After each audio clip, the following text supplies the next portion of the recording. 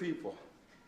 Coach, so just opening thoughts on Duke for this week. Duke is an incredibly talented and athletic football team, very well coached.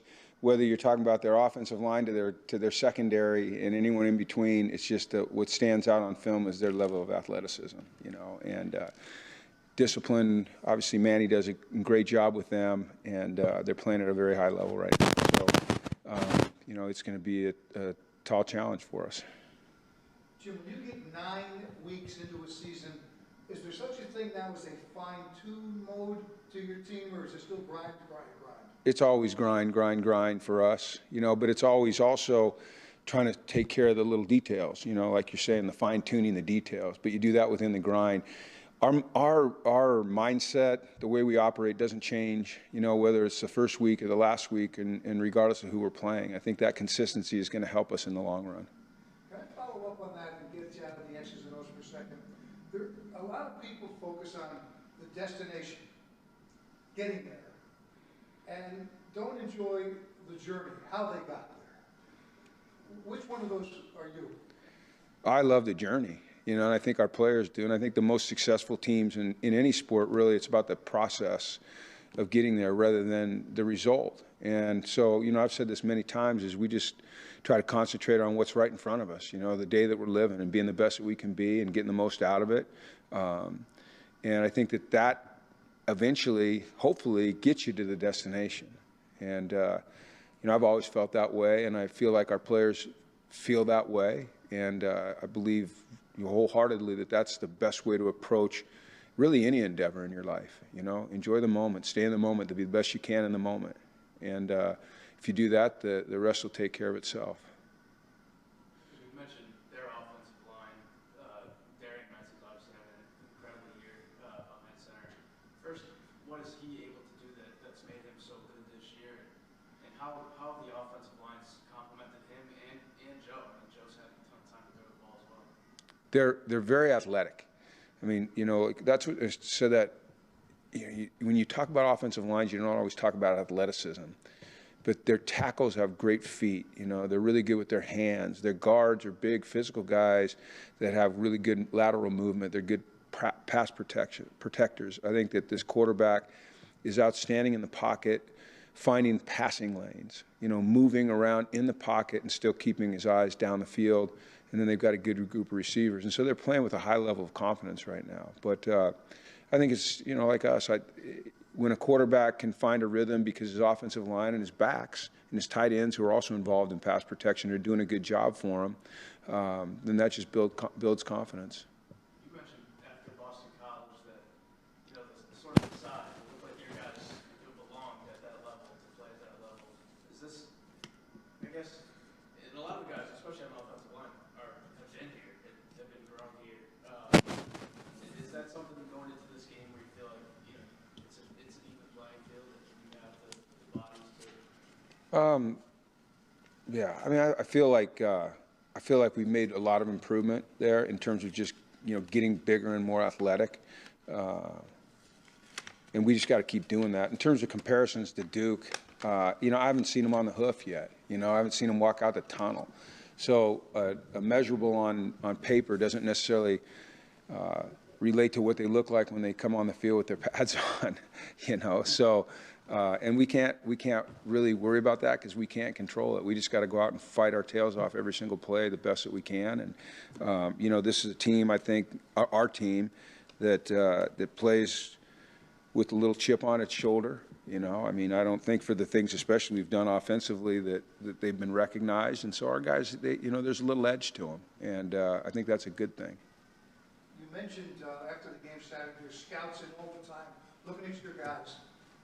When the scouts talk to you about Joe, what's the one thing they say they notice right away about him? I have not talked to a scout about Joe. What's the one thing you notice about him that separates him out? His decision-making ability, his ability to make really good decisions with the ball in his hand. That's the thing that separates him, in my mind. And I think it's the #1 attribute you're looking for in a quarterback. At least that's what Bill Walsh said. And I think that Bill Walsh was obviously a great mentor to me. And I listened to what he said, and he says that publicly. I think, you you know, I'm gonna agree with a guy like Bill Walsh, Mike Holmgren, same thing, Steve Mariucci, same thing. You know, these are guys that were quarterback gurus. I mean, the best to ever do it, ever, at the highest level. And they all said it's decision making, you know, and that's what I see in Joe. You guys are 10-1 at home over the last 2 years, and now this is an exciting game, I imagine, for the fans and the players. Just what kind of atmosphere do you hope to have on Saturday? How exciting do you think this is for the players? All we care about is what happens between the lines. You know, that's what we can control, and so that's what we can control, and that's what we think about. We've worked very hard for 4 years, you know. We'll continue to work hard regardless of how many people are there or aren't there. You know, I've said it many times, we appreciate the people that are in the stands, and we don't worry about the people that aren't in the stands. And then once the game starts, well, really, it doesn't matter all week. It's what happens between those lines, you know. And I think you have to have that singular focus in order to have a chance for success. As far as the defense goes, I know tackling has come up in the last couple of weeks is kind of an area that needs to get sharpened up. Is that to come at this point in the season, is that something you've seen all year long, or is that just something that's starting to come up now? Well, I think that in talking about our defense, we've failed to recognize some of the things that are very positive. We're number 2 in the country in sacks. That's number 2 in the United States of America. I'd challenge anyone to go back and find a time when UConn football was number 2 in the country in sacks. We're number 10 in the country in tackles for loss. We're 22nd in the country in third down percentage. Brian Parham is, you know, 3rd in the country in sacks. He's 7th in tackle for loss. Cam is 6th in interceptions. I would challenge anybody to go find a time in the how many years have you been playing football? 100? Yeah, over 100 years. Someone go find those stats that compare. So I'm the one who always talks about the tackling, because my inclination is to talk about the things we need to improve, you know, and that is something that we always have to improve. But yeah, you know, we play a defense that like we attack. You know, we attack, and that's proven by the numbers that we've put up in terms of sacks and tackles for loss. So sometimes when you attack the way we do, there's less people in the back end to make tackles, you know. So when we find ourselves in those situations where we're, you know, they do get through there, we just have to be more sure in our tackling, and that's what we work really hard on.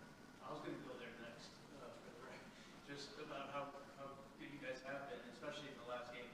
They had like a 4th and 40 at one point. But to have that level of aggressiveness, you have to adjust that when you have a team that can pass the ball the way you can? Possibly.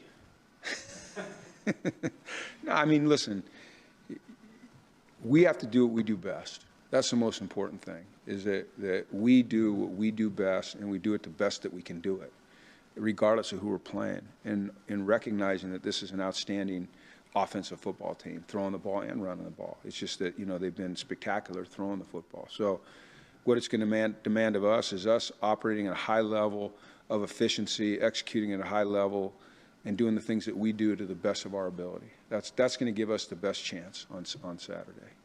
Talking about your defense, though, when you have a 38-0 lead, isn't it just human nature to step back? How do you guard against having big leads late in games, midway through games? Well, you have to fight human nature in this sport. You know, you have to, if you want to be great, you have to fight human nature, and that's what the great ones do. Is they don't let up, they don't give in, they don't lose their focus, they don't lose their concentration. You know, they don't look at the scoreboard. You know, they don't let outside factors dictate how hard they play or the level of execution that they strive for. And so that's part of, you know, being a college football coach, is teaching these young men those lessons, and they translate into life as well. So yeah, it's absolutely human nature, Joe, but we have to fight. We have to fight through that urge to, you know, get complacent. What makes their receiver, Cooper, I don't know how to pronounce his last name, but what makes him so, you know, hard? I mean, 17.2 yards per catch. He's big games. His athleticism, you know, his change of direction, his speed, his burst, his ability to make people miss in the open field, their ability to get it to him in tight spaces, and then guys don't make the tackle and he gets free. You know, the chemistry between him and their quarterback is, you know, you notice it on film. There's a lot of confidence there, and he's just a dynamic athlete. You know, some guys just have a little more quickness, a little more speed, a little more burst, a little more agility, change of direction than others, and he's one of those guys that really has it. I don't have it. He has it. You guys obviously have a guy like Skyler that has that as well. How much does you mentioned opening playbook up a little bit in the last game. How much does Skyler help you be able to do that? He helps. You know, I think people have to at least put a little bit of attention on Skyler, and that, you know, gives Juice a chance to come through the last few games and do some good things. It's going to help with Remello. It gives us a chance to work Terrence in there a little bit. You know, we've seen Alex do some things. I think that it helped our run game last week, early in the game at least. We were, you know, I said after the game that they were probably a little bit more focused on our pass game in terms of their defensive structure, and we were able to get some runs and make them adjust a little bit. So, you know, when a guy's making plays, defensive coordinators pay attention to them, you know, and they try to scheme up ways to stop them without being vulnerable in other places. And fortunately, we've got some guys that can make some plays for us that we can, you know, move away from Skyler and work. So it's good. Jim, in a lighter note, in the last 100 years, Joe and I have just asked the most questions by two guys at a pregame press conference. I know. I think we just said the right. We're the only two here. So, yeah, I mean, we got two guys here. We're getting ready to play Duke. I appreciate you guys being here very much. Is that it? All right. Thanks. Appreciate it.